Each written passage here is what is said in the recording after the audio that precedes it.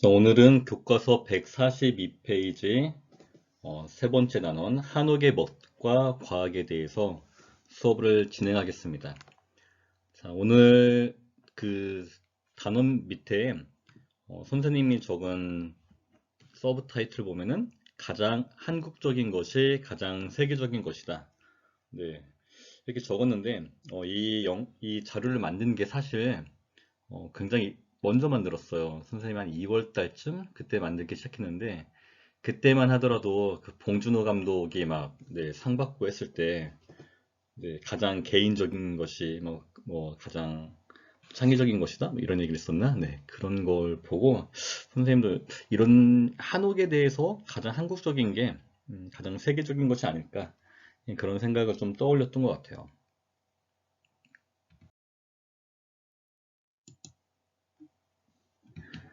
자, 학습 목표는 네 가지가 있는데 좀 많죠. 먼저 첫 번째는 한옥의 구조 속에 숨은 과학적인 원리. 자, 그 다음에 두 번째는 계절에 따른 처마의 기능, 그 다음 공포의 역할. 그세 번째는 기후에 따라 발달한 이 온돌과 마루의 기능. 그리고 마지막으로 자연과 조화를 이루는 한옥의 우수성. 이렇게 네 가지입니다. 학습 목표가 많은 만큼 그만큼 오늘 설명할 부분이 좀 많다고 생각하면 될 거예요. 자, 먼저 들어가기에 앞서 경복궁에 대해서 먼저 좀 알아보고 넘어갈게요. 자, 우리 교과서 142페이지 보면 한성부 지도가 나와 있죠. 이 지도인데 여기 보면 이제 경복궁 제일 큰 궁궐이에요. 그 조선시대의 가장 대표적인 궁궐이고요.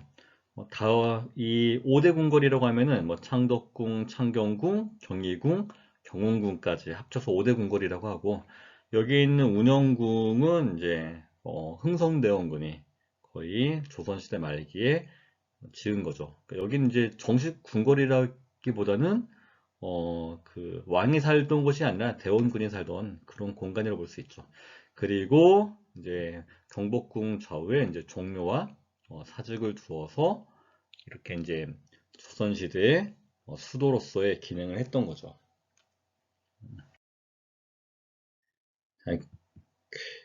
경복궁의 역사를 보면은 1392년에 태조 이성계가 조선을 건국하면서 원래 고려의 개성에서 이제 한양으로 수도를 옮기죠. 한양천도를 하면서 만들었던 곳이고 이 무학대사가 이제 명당을 딱 찍어줬다고 하죠. 이 경복궁 자리를. 그래서 이렇게 지은 거죠. 네, 북한산 아래 이렇게 뭐 남산 지나서 한강이 흘러가는 그 멀리 관악산 이렇게 풍수지리로 보면은 가장 명당이었다고 이제 생각이 돼요.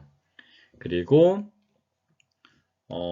이 앞에 그 경복궁 앞에 이제 조선시대 주요 관청들이 자리를 하고 있죠. 이게 이제 네, 조선시대 말기에 찍은 그런 사진인 것 같아요. 여기 뒤에 보면은 네, 지금 여기 경복궁 광화문이 보이고 엄청 큰 도로죠. 네, 요즘에는 뭐 세종문화회관 그 앞에 있는 그 큰 도로인데 뭐 쉽게 말하면 종로 근처예요. 네, 이렇게 육조거리라고 했었는데 이거는 조금 이제 시대가 지나서 네, 와 이렇게 으리으리했어요. 이 당시에 그 광화문이 그리고 뒤에 보면 이 산이 이제 그 청와대 그 뒤 배경에 나오는 그 산이죠. 네. 그리고 여기 해태상 네. 조선을 상징하는 전설 속의 그런 동물 해태.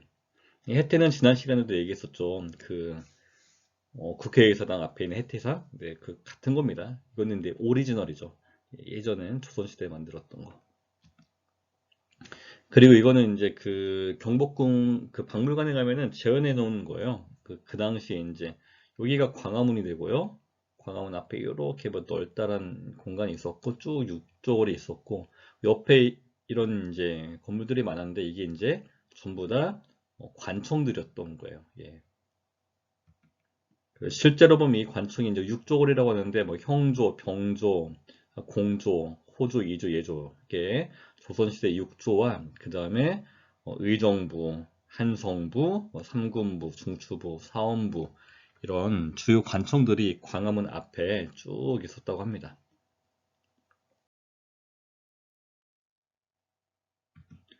자, 근데 이 경복궁이 그 태조 이성계가 이제 태조가 만든 이후에 한 200년 정도 지나서 임진왜란 때에 다 불타버려요.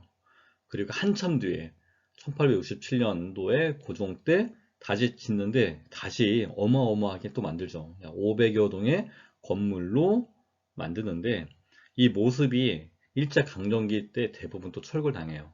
1800년 후반대에 이제 거의 300년 만에 만들었는데 몇십 년 지나서 다시 이제 대부분 건물이 철거가 당하죠. 그리고 나서 거의 100년 지나서 1900년대에 다시 복원을 추진해서 요즘 들어서 이제 건물을 이제 좀 더 만들었어요. 네, 이게 이제 좀 아픈 역사예요. 우리나라의 역사. 여기 보면 이제 경복궁 터고요. 이게 이제 그 육조거리죠. 육조거리인데 벌써 건물들이 이렇게 바뀌었죠. 예, 이게 이제 그 일제시대 때인데, 여기도 보면, 네, 경복궁 원래 광화문도 없어지고요. 다 헐리는 거예요. 그 주요 건물들은 싹 뭐 없어지고 가운데 근정전, 경회루 정도만 남기고 다 이제 없어져요. 폐허가 되는 거죠. 네, 이게 이제 일제시대 때 일본인들이 그 조선을 이제 지배한다는 명목하에 여기 총독부를 설치를 하고 이게 다 철거를 하는 거죠. 담장도 이게 다 이렇게 막 없어지는 것 같아요. 담장도 막 허물고 뭐 이런 식으로 네 바뀌죠. 이거는 이제 그 해방 이후에 이제 그 6.25 전쟁 때쯤 찍은 사진인 것 같아요. 이때도 이제 총독부 건물이 남아있죠. 선생님 어릴 때만 해도 이 건물이 있었어요. 근데 지금 가면은 이 경복궁에 이게 없는데 아마 여러분들은 본 적이 없을 거예요. 근데 선생님은 어릴 때 서울에서 살았는데 이 건물이 그때는 있었어요. 네, 선생님 초등학교 때까지만 해도 있었던 것 같아요.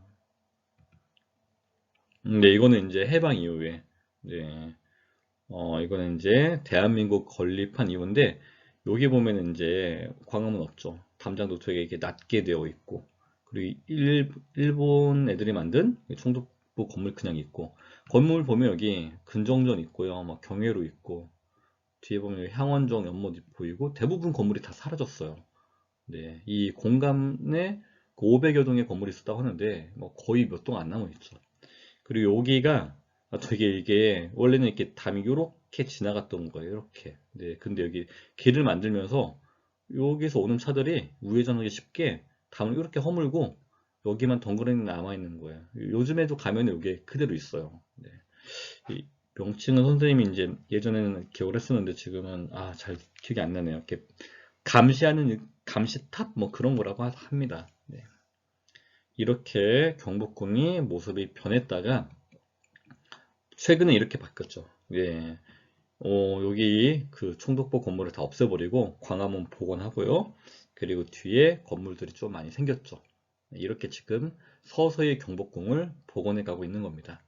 요즘 가면은 뭐, 네, 지금 코로나 때문에 사람이 없지만, 예, 코로나 없을 때 가보면은 뭐 야간 개장할 때 이럴 때도 있었고, 야간 개장하고 나면 뭐 한복 입은 사람도 엄청 많아요.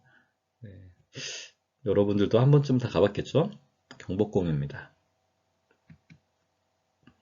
그리고 이제 이거는 그 경복궁을 이제 복원할 때 그때 이제 처음에 계획했던 거예요. 예, 이 광화문 앞에 이 광장, 광화문 광장을 이렇게 이제 복원을 하고 여기 이제 세종대왕 동상. 요즘에 여기서 막, 네, 뭐 집회 같은 거 많이 하고 그러죠. 음. 그리고 예, 그 처음에 이제 복원 계획 중에 하는데 세종대왕상 앞에 여기 충무공. 네. 요즘에 선생님이 이제 가끔 보는 드라마 더킹? 네, 그 이민호 나오는 거 거기 보면은 충무공이 부산에서 이제 일본을 이제 막으려고 지키고 있는데 여기 있죠 충무공. 그리고 이제 여기 광화문 있고 그 뒤에 이제 경복궁 저 멀리 청와대도 보이네요.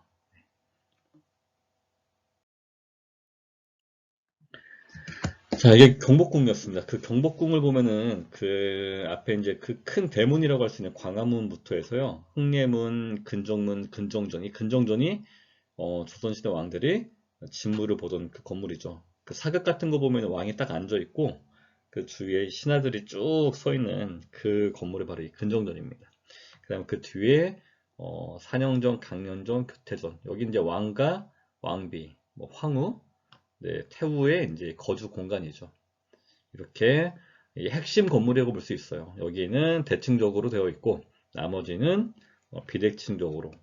네, 그래서 이제 경복궁 관람할 때 이렇게 1번 광화문 들어가면은 이렇게 홍리의문 지나서 근정문 근정전, 그 뒤에 이제 산영전, 뭐 강련전, 교태전, 요렇게 여기까지가 이제 주요 건물이라고 볼 수 있어요. 그리고 옆에 이제 경회루, 네, 이런 식으로 여기 안쪽에 뭐 향원정도 있고요.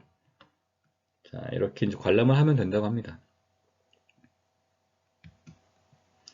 그리고 이거는 이제 향원정 뒤쪽에 보면은 건천궁이라고 해서 고종 황제가 사비로 궁궐 안에 조그만 궁궐을 또 지었어요. 이렇게. 예. 예, 건천궁. 굉장히 이제 뭐 규모로 따지면 경복궁 전체 규모에 비해서 되게 아담하지만 예, 이렇게 잘 지은 그런 이제 조선시대의 그런 건축 양식을 볼 수 있죠. 자, 다음으로는 143페이지 이제 지붕과 처마에 대해서 이제 배울게요. 한옥 지붕은 딱 보면 기와가 올라가 있는 그런 지붕이잖아요. 네, 그래서 이제 전통 재료를 보면은 기와도 많이 쓰는데 실제적으로 이제 기와는 뭐 관공서라든지 그런 궁궐 같은 데서 많이 썼고 집 억새 또는 나무로 만든 집 너와라고 해요. 이런 나무로 만든 것들은 다양한 걸 썼어요. 네, 초가집 같은 경우는 보통 집이나 뭐 억새로 많이 만들죠. 네. 각각의 이제 장단점이 있었어요. 근데 기와는 뭐 가장 고급 재료였죠. 이 재료 중에서 무겁지만 방수가 잘 되고 뭐 아름답고 네, 그런 장점이 있었고 집이나 억새는 가볍지만 방수가 좀 잘 안 되고 이런 단점이 있었겠죠. 그 다음에 처마는 우리나라 이 뚜렷한 사계절에 대비해서 더운 여름과 추운 겨울에 이 햇빛 양을 조절하기 위해서 잘 발달했다고 합니다. 제가 뒤에 가서 더 자세히 설명할게요. 처마의 형태를 보면은 자 이렇게 뭐 기둥과 벽에 빗물이 스며들지 않게 뭐 보호하면서 그 다음에 멀리서 보면은 이렇게 밖으로 딱 튀어나와 있는 그런 모습을 우리가 확인할 수 있어요. 그 처마의 기능은 크게 보면 이렇게 뭐 일사량을 적절히 조절했다. 그래서 이 냉난방에 기능할 수 있다. 그리고 햇빛을 잘 받아서 소독을 할 수도 있다. 예, 이렇게 정리를 할 수 있습니다. 자, 이게 이제 처마의 이제 기능인데 우리나라는 추나 추동에 따라서 이렇게 태양의 고도가 이렇게 바뀌어요. 그래서 하지 때는 태양이 높이 떠서 이렇게 햇빛이 비춰지는 거죠. 그래서 실내로 이 실내 공간으로 햇빛이 들어가지 않아서 시원하게 보낼 수 있도록 반대로 동지 때는 햇빛이 이렇게 비쳐서 방 안 깊숙이 햇빛이 들어와요. 그래서 따뜻하게 겨울을 보낼 수 있도록 처마를 이렇게 만드는 겁니다. 이 부분을 우리가 처마라고 하죠. 처마 밑에 딱 여기 서 있으면 비 안 맞고 비를 피할 수 있죠. 네, 이런 공간을 말하는 겁니다. 자, 그러면 이제 태양의 그 절기에 따라서 태양의 그런 고도를 조금 더 과학적으로 이제 설명할게요.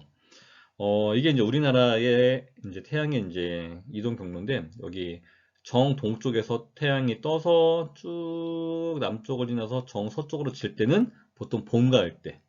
그런데 여름에는 여기서 태양이 뜨는 거예요. 동쪽보다 훨씬 더 북쪽에 가깝게. 그래서 이만큼 태양이 올라가죠. 이렇게 치고요. 반대로 겨울은 남동쪽에서 떠서 이렇게 지나가요. 자, 그래서 이거를 조사를 해보면 이렇게 빨간색은 여름인데 태양이 가장 높을 때 고도가 거의 80도입니다.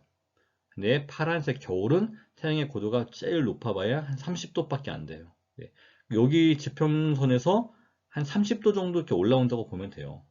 여름엔 이만큼이나 올라오는데 이 각도가 거의 50도 가까이 차이가 나죠.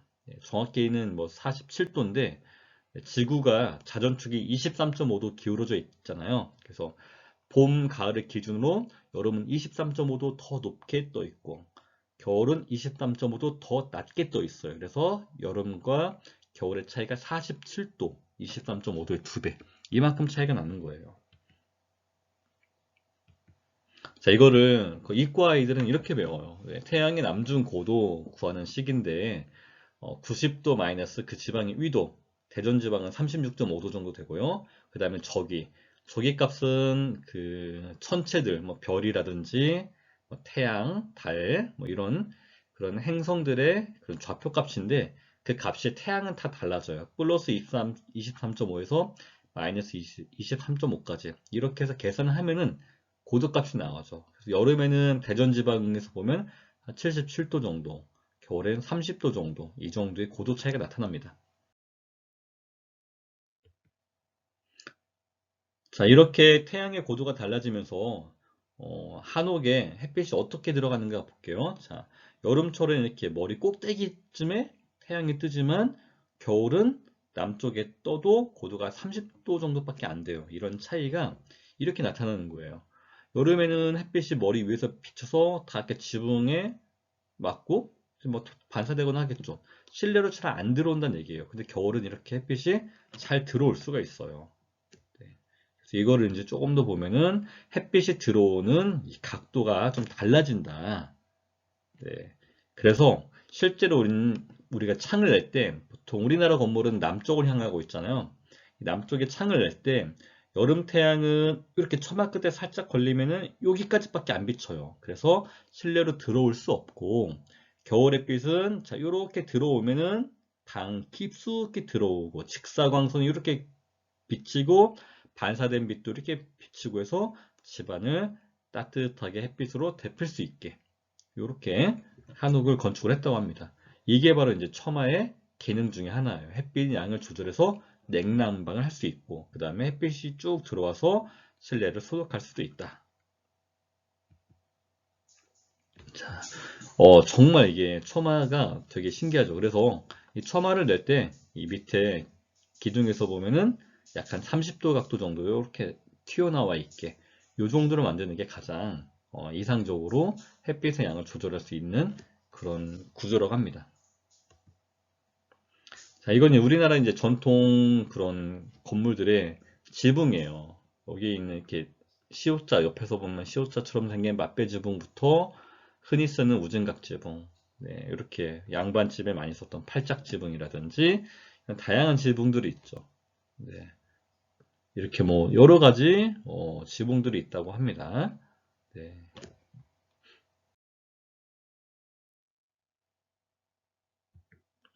자, 이게 지붕에 대해서 이제 배웠으니까 이제 지붕과 이 처마를 이제 버티고 있는 기둥이라든지 공포에 대해서 조금 더 설명할게요. 기둥은 여러분들 다 뭐 알죠? 벽을 지탱하고 무거운 지붕을 받쳐주고 있다. 이게 한옥인데 여기서 보면은 기둥이 이제 이런 게 되죠. 기둥.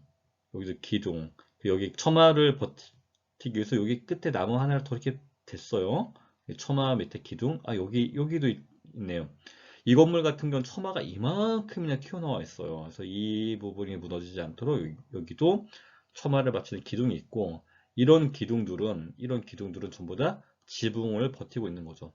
가까이서 보면 이렇게 생겼어요. 지붕을 받치고 있는 기둥인데 이 아래쪽 위쪽보다 가운데가 조금 더 통통하죠.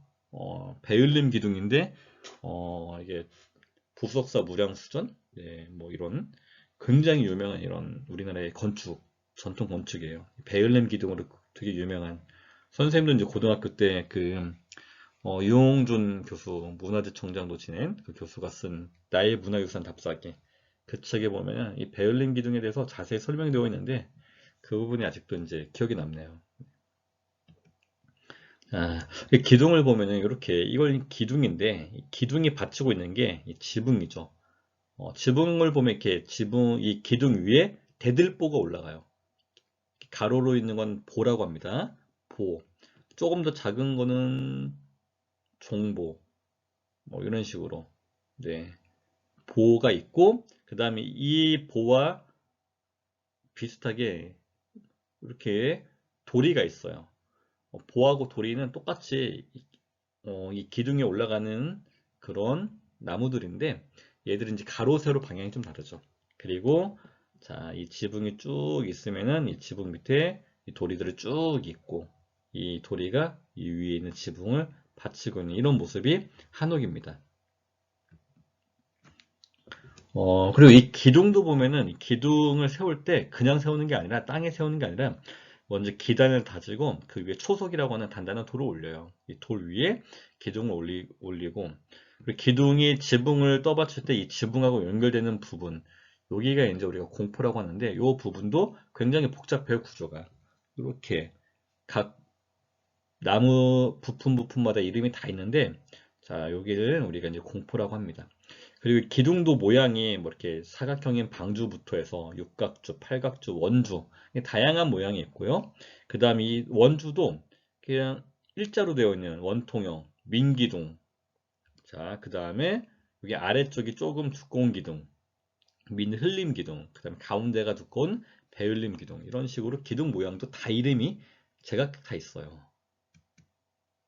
자, 이거는 우리나라의 이제 전통적인 그 건축물 중에서 가장 유명한 그런 누각인 경회로, 경복궁 경회로 야경사진인데 엄청 멋있죠. 여기 보면은 밑에 돌기둥이에요. 밑에는 돌기둥으로 받쳐놓고 2층 누각은 쭉 세워놓고 그 위에 나무 기둥 있죠. 이 기둥들이 이 지붕을 받치고 있는 거예요. 이 경회로 건물이 되게 크기 때문에 지붕 무게도 어마어마하단 말이에요. 이 지붕을 이 기둥들이 떠받치고 있는 거니까 이 기둥 하나하나가 받쳐야 될 무게가 뭐 짐작이 되겠죠. 어마어마할 텐데. 아, 그리고 한옥 건축 보면은 여기 지붕 끝에 여기 보면은 흙으로 만든 그런 인형 같은 건데 건물을 수호하고 있는 수호신 이런 아이들이에요. 이 개수가 건물마다 다 다르더라고요. 경복궁에 가면은 여기는 끝에서부터 하나, 둘, 셋, 넷, 다섯, 여섯, 일곱, 여덟, 아홉, 열, 11개.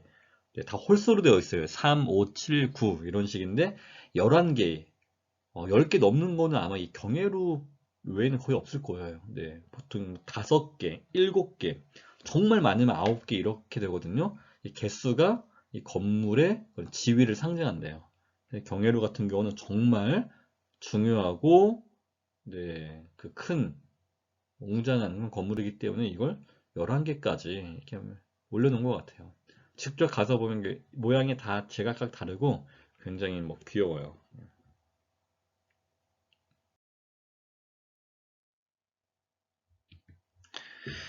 자, 이렇게 이제 기둥을 세우고 나면은 그 위에 이제 기둥 위에 보를 올리는데요. 자, 이 보, 그 다음에 기둥과 공포, 이 관계에 대해서 조금 더 알아볼게요. 자, 우리나라 이제 전통 건축은 기둥으로만 지붕을 받칩니다. 이 기둥이 지붕을 떠받치고 있는 거예요. 그리고 보와 도리. 자, 이게 이제 보예요, 보. 그 다음에 도리는 이렇게. 보하고 도리는 서로 직각 방향이다. 이렇게 보면 되겠죠. 아까 대들보, 보 중에 가장 큰 걸 대들보, 중보, 종보 이런 식으로. 도리는 이렇게 지붕 따라서 지붕 이 방향의 수직으로 이렇게 도리들이 이렇게 지나갑니다. 그 다음에 이 보를 보면은요, 보의 단면이 모양이 다 달라요. 이렇게 사각형으로 만들기도 하지만 이런 식으로 약간 가운데가 볼록볼록 튀어나게 건물마다 좀 이렇게 달라요. 예. 그리고 이 위쪽이 조금 넓고 아래쪽이 조금 이렇게 좁게 이런 식으로도 많이 만든대요. 이게 이제 위에서 누르는 무게에 견디는 가장 효율적인 그런 구조라고 합니다. 자, 그래서 한옥을 보면은 이런 식으로 되어 있죠. 이 지붕, 여기가 이제 처마 부분이죠. 처마 지붕 이걸 받치고 있는 게 이게 기둥이 되는 거고, 이 기둥 밑에는 아까 봤듯이 이렇게 네, 기단 위에 초석 올리고 그 다음에 기둥을 이렇게 쌓는 거죠. 그리고 이 처마 끝부분을 우리가 추녀라고 하는데 이렇게 보면은 이 지붕을 받치기 위해 큰 석가래 이렇게 이 나무가 이제 석가래인데 두꺼운 석가래로 지붕을 받치기도 하고요. 그 다음에 이 지붕 밑에 대들보들이 이렇게 지나가고 있고 그리고 이렇게 도리가 드는 거죠. 아, 선생님 말을 잘못했네요. 요건 석가래고요. 네, 도리는 이 안에 아까 구조에서 봤듯이 네, 지붕 요 방향과 수직으로 이렇게 도리가 쭉 이렇게 지나가고 있는 거죠. 자, 이런 식으로 이제 한옥을 건축을 하는 겁니다.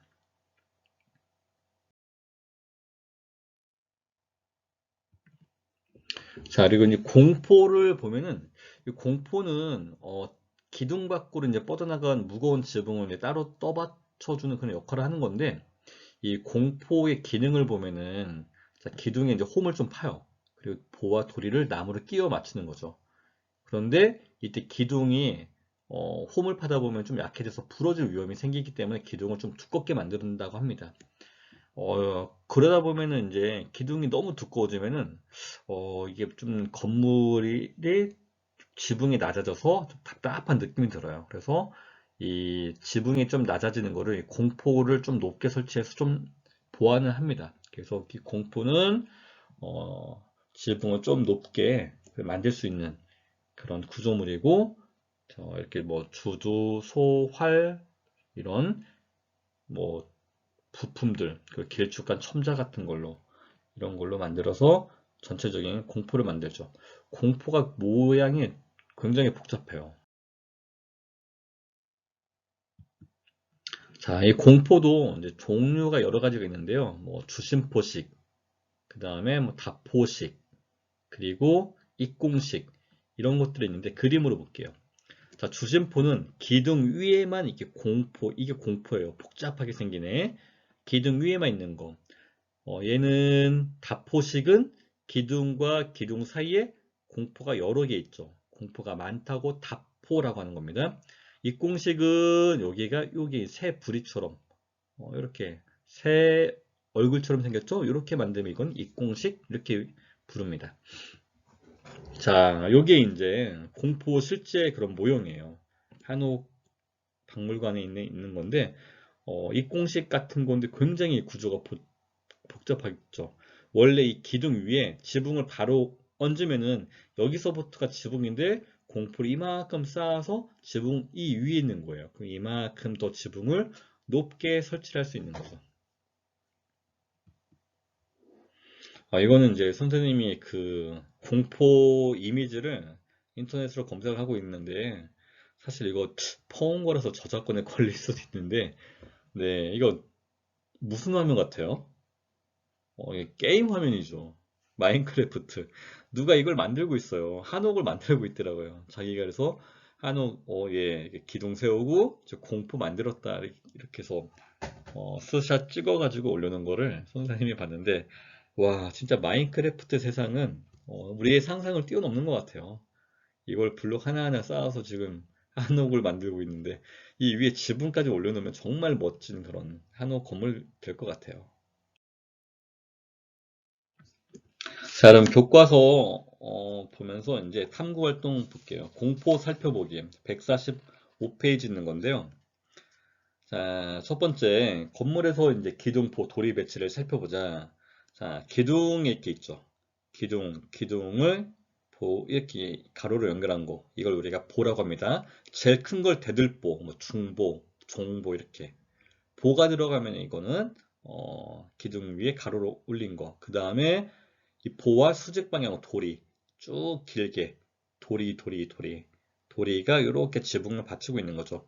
그리고 실제로 기와 올리는 부분 이렇게 석가래라고 해서 이 석가래를 쭉 연결합니다. 이 석가래 중에서 건물 기퉁에 들어가는 석가래는 좀 굵은 걸 써요. 이 석가래 위에 기와를 올리는 거죠. 자, 이게 기둥, 보, 도리였습니다. 자, 이 도리를 연결할 때도 이제 방법이 이렇게 여러 가지가 있어요. 뭐 민돌이, 뭐 입공식 여러 가지 공포를 만드는 그런 뭐 방법이라고 할 수도 있겠죠.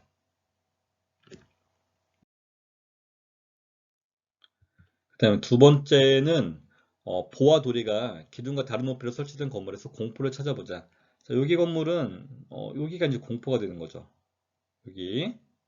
여기도 잘 이미지가 좀 잘 안 보이는데 여기 나무로 이제 기둥을 이렇게까지 만드는데 이만큼이 기둥이고요. 지붕은 여기서 시작되잖아요. 그럼 이 사이 공간이 사실 공포가 되는 거예요. 오른쪽에 있는 것도 기둥은 여기서 끝납니다. 근데 기와는 여기서 시작돼요. 그럼 이만큼이 공포가 되는 거죠. 지붕을 이만큼 다 올려준 거예요. 공포가.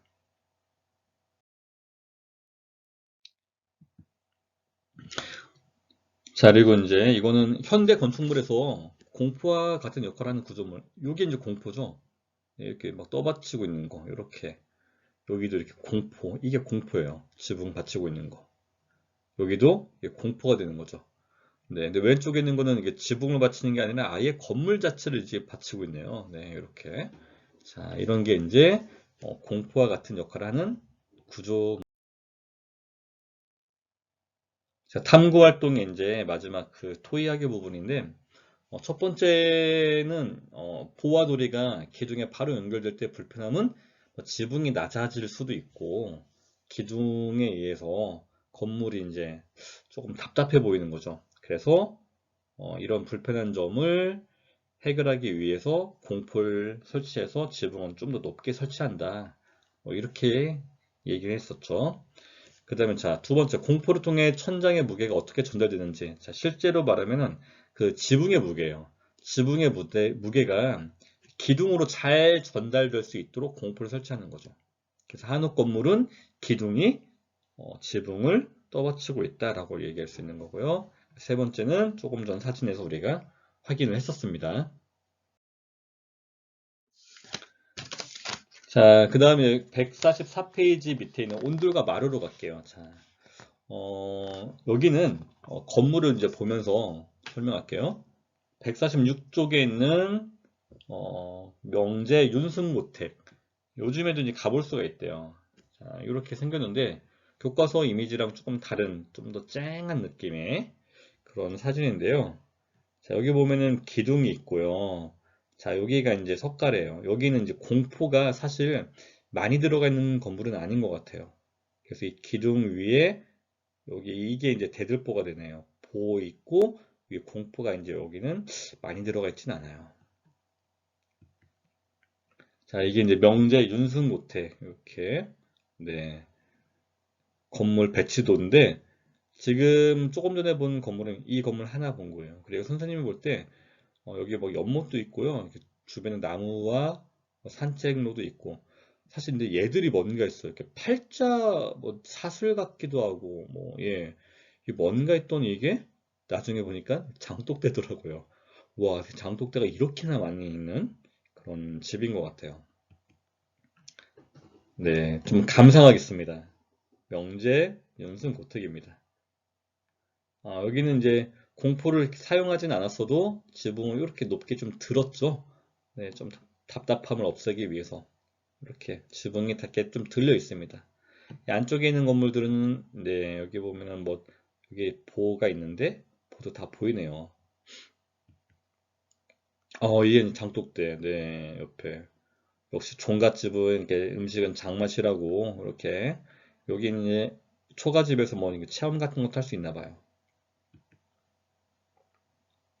네, 이게 이제 사랑채인 것 같아요.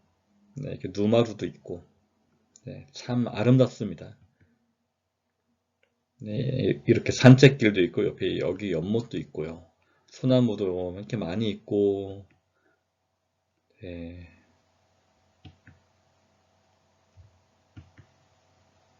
근데 겨울에 이제 안채에서 이제 눈이 내렸을 때 이런 풍경이라고 해요. 꽃감도 말리고 있네요.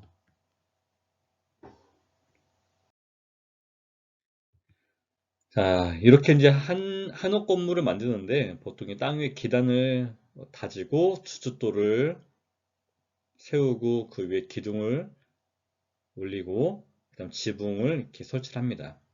자, 그리고 어, 이 여기가 이제 대청마루인데 여기가 이제 지면에서 떨어져 있잖아요. 그래서 여기를 올라가기 위해서는 이렇게 대돌, 디딤돌이에요. 그리고 여기 누마루예요. 누마루는 더 높게 떨어져 있죠.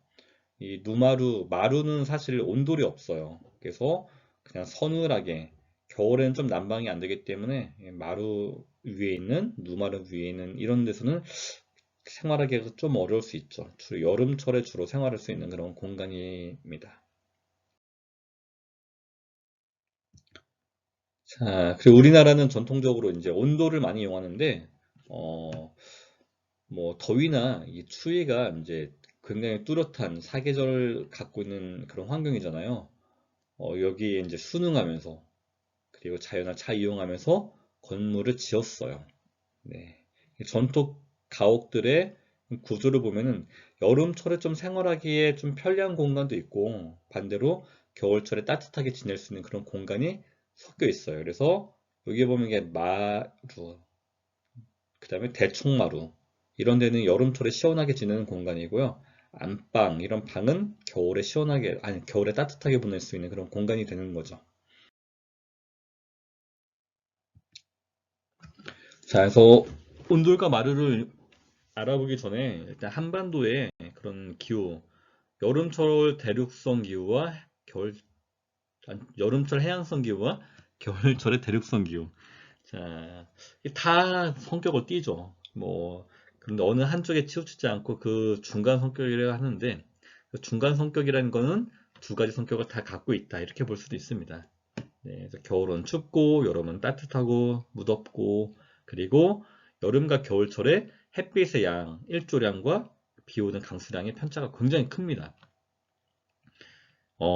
그래서 이제 우리나라는 이제 뭐 대륙의 끝자락인 한반도에 있으면서도 해양적인 집들이 많이 발달했어요. 그래서 이제 여름을 시원하게 보낼 수 있는 그런 마루 같은 게 많이 발달하는 거죠.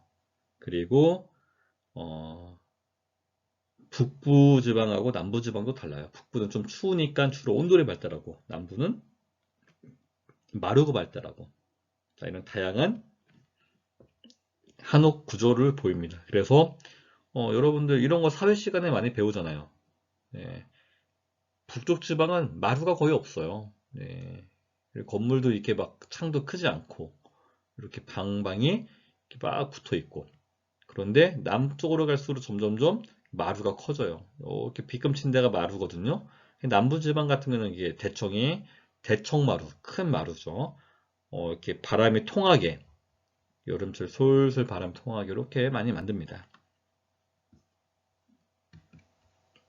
네, 이런 식으로 이제 네, 북부 지방 집하고 남부 지방 집하고 좀 많이 달라요.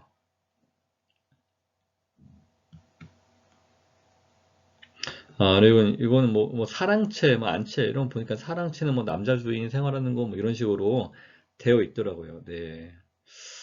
옛날에는 이렇게 남녀가 이렇게 따로 살았다고 하는데 요즘에는 이제 양성 평등이니까 다 같이 사는 공간으로 바뀌겠죠. 이런 식으로 이제 초등학교 이건 4학년 때 교과서예요. 여러분들도 사실 이거 다 배운 거예요. 초등학교 때. 이렇게 우리나라의 전통 가옥들에 대해서 어릴 때 기억을 잘 떠올려 보면은 생각이 날 겁니다. 이게 몇 년 안 됐잖아요. 그쵸? 자, 이런 이제 온돌 같은 경우는 아궁이에 이제 불을 떼어서 이제 따뜻하게 하는 건데요. 자, 이 불이 직접 데우는 게 아니라 이때 뜨거운 연기가 빠져나가면서 방바닥을 데우는 거예요. 그래서 구들장, 뭐 고래, 분엄기, 개자리 이런 그런 명칭들을 이제 보면서 설명할게요. 이게 아궁이에요. 아궁에서 불을 떼요. 그러면 연기가 쭉 이쪽으로 올라가요. 그래서 연기가 한번 언덕을 딱 넘어가요. 이게 분엄기예요. 넘어간 연기가 역류하지 않도록 이렇게 언덕처럼 만들어 놨어요. 그리고 쭉 지나가는데 연기가 지나가는 길을 고래라 불러요. 고래의 끝에 보면은 여기 보면 그을음이 떨어지는데 움푹 들어간 개자리가 있어요. 그을음 같은 게 많이 떨어집니다. 그 다음에 개자리 지나서 여기 굴뚝 개자리, 개자리가 그을음 떨어지는 데고 굴뚝으로 빠져나가는 거죠. 그래서 이 굴뚝과 아궁이 사이가 이만큼이 온돌이에요. 그리고 온돌은 이 고래 위에 구들장이라고 하는 돌을 올려요. 이 구들장이 이제 방바닥을 이루는 거죠.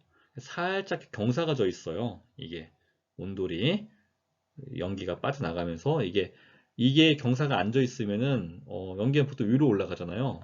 연기가 역류할 수 있어요.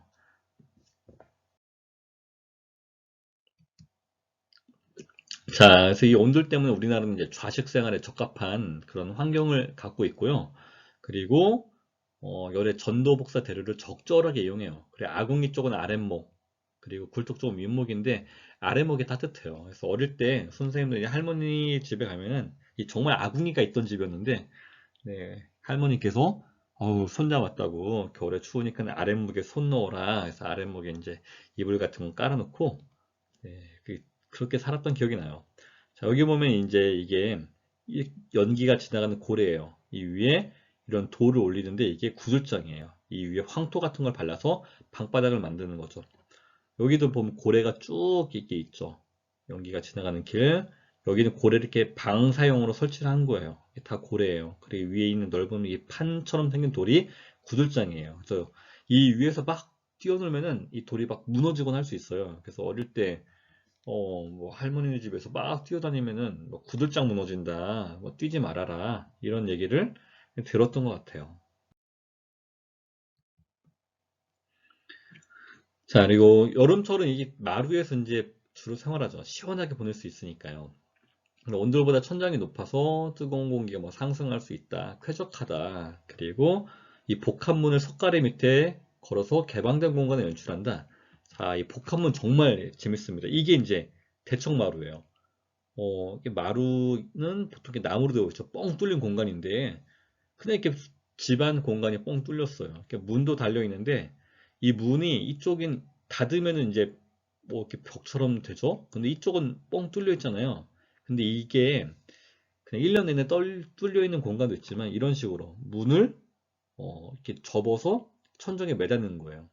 얘를 내려서 문을 딱 펼치면은 이제 벽처럼 막아줄 수 있고, 이렇게 폴딩 도어처럼 이렇게 와, 정말 한옥은 정말 대단한 것 같아요. 여기도 이제 이 공간은 1년 내내 뚫려 있지만 이 안쪽에 있는 마루, 여기 있는 마루는 위에 있는 문을, 여기 이제 문이에요. 이제 창호제 발려 있는 거.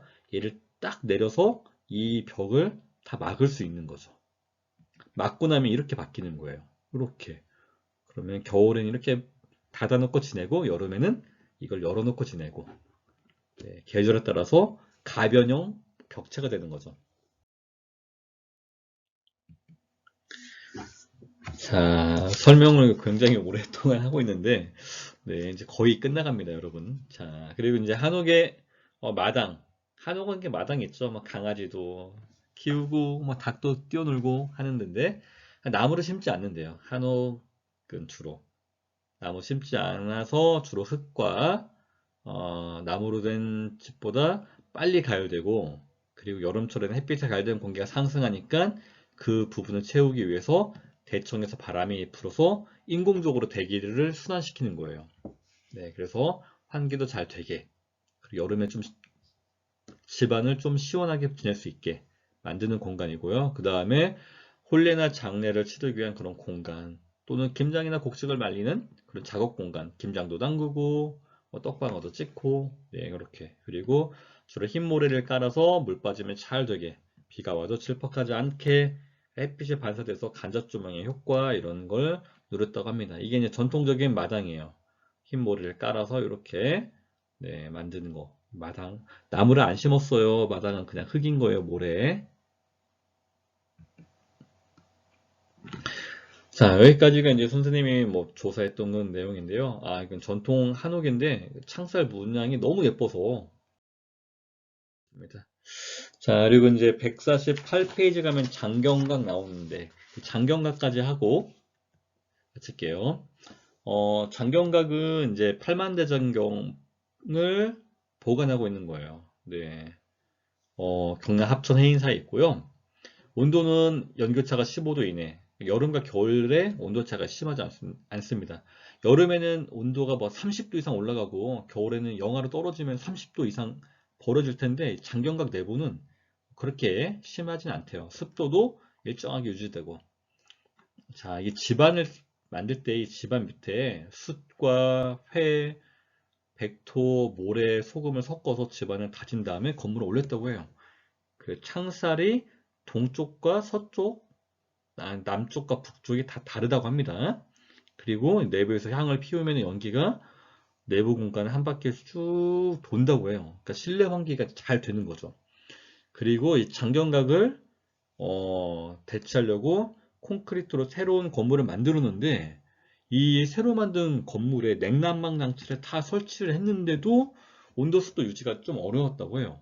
그만큼 이 장경각 자체가 예전에 지은 건데 지금까지 이제 750년 됐다고 해요. 건물이 고려시대에 만든 건물이기 때문에 팔만대장경을 보호하던 그 건물이 과학적으로 얼마나 우수한가 이걸 우리가 알 수 있죠.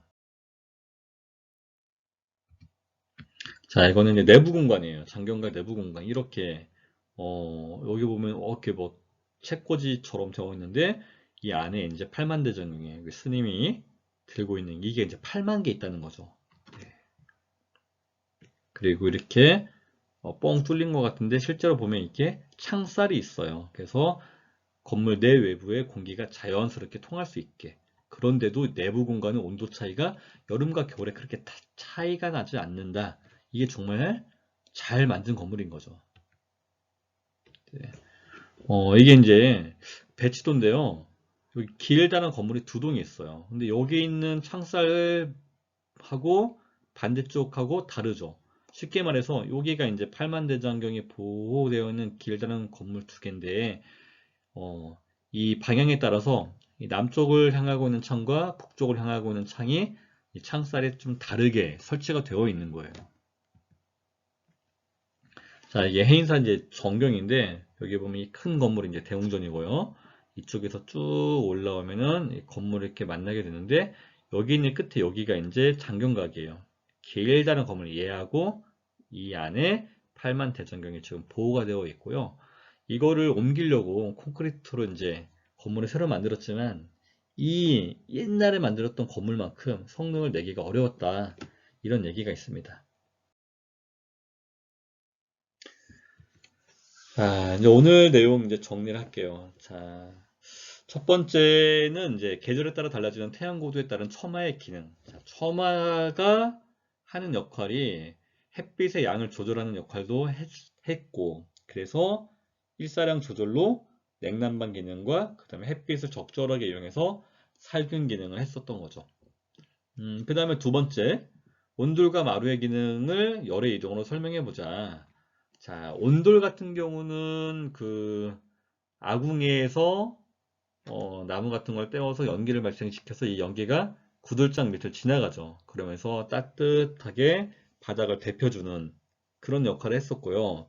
이 바닥에는 구들장이 데펴지면은 구들장이 실내 공기를 또 따뜻하게 데펴줍니다. 그러면서 적절하게 전도나 뭐 대류 같은 현상으로 난방을 했던 거고, 마루는 시원한 공간인 거죠. 네, 여기는 이제 마루 같은 경우는 공기가 잘 순환될 수 있게 설치를 했고요. 그래서 여름을 시원하게 보낼 수 있는 그런 공간입니다. 자, 여러분들도 오늘 수업에서 배웠던 한옥들, 한옥의 과학인데요. 하나하나 알아보면 정말 신기해요. 그리고 요즘에는 이런 한옥 건축을 따로 배우는 대학들이 있어요. 한국 전통문화학교? 예, 이런 대학도 있고요. 그런데 가서 한옥을 직접 건축도 해보고, 그리고 그런 건축 기술을 배운 다음에 뭐 사찰이라든지 아니 궁궐이라든지 그런 거를 새로 복원하거나 건축할 때 자신이 배웠던 기술을 이제 적용시킬 수 있는 거죠. 이런 전통 건축 분야도 활발하게 활성화되고 있으니까요. 전주 같은 데만 가도 한옥 많잖아요. 그런 것들이 하나하나에 다 과학적 요소가 다 들어가 있다. 이렇게 보면 될 것 같습니다. 오늘 수업은 여기까지 진행하겠습니다.